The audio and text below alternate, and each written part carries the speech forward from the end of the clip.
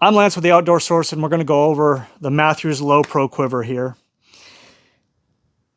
It's a really light quiver. So it detaches here at the bottom. You have this metal,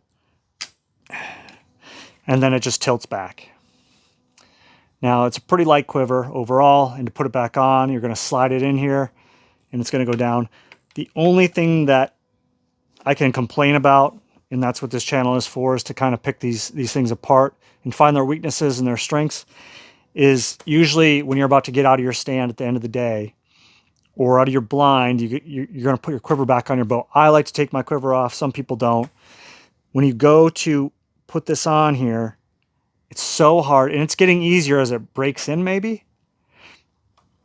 That was pretty quiet. Usually it clicks pretty loud, so after it breaks in, it used to click super loud. And you know, deer don't like metal, so if there's something you're not seeing creeping up on you, they may hear that. That's the only real complaint that I can say about it. It's a great quiver. I guess another complaint you can make is it's hard to fit the arrows in there with broadheads. So you see my fixed blade broadheads and my broadheads in there.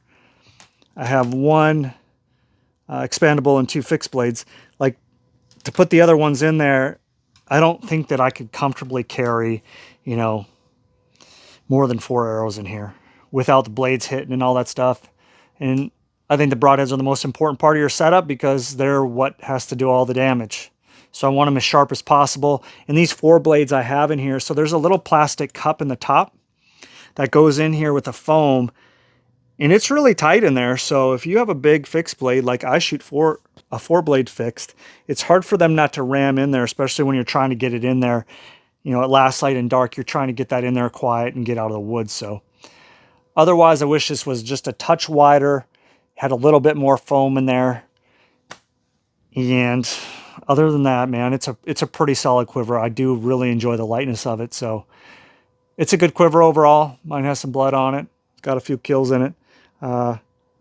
Wish it was a little bit, could hold, you know, a little bit wider with a little bit more foam to protect your broadheads from getting dull.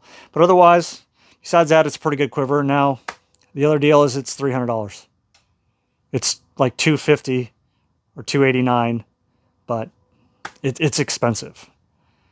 If I wasn't going to run this guy, I'd run a tight spot. Tight spot's my favorite quiver of all time. So I love a tight spot. You can fit a whole bunch of arrows in there. You can fit 6 arrows in there comfortable. It's real tight to your bow. Just an amazing quiver. It's got good vibration resistance. So if you're not going to go with this monkey, I'd look at a tight spot. That's my other go-to, and that's what I'll probably run if I do end up upgrading this to a Mathews Lift X, which is a thought process right now, but we'll see because it's going to take forever for them to get those out. Hopefully not, but I've heard they're back ordered till March or April or May or June or July. So good quiver. Again, super expensive, so something to think about. Appreciate you watching. If you're looking for any of these, you can find them in the description. You know, we're going to send you a link to where you can go and find them and kind of check them out. So appreciate you watching. See you on the next one.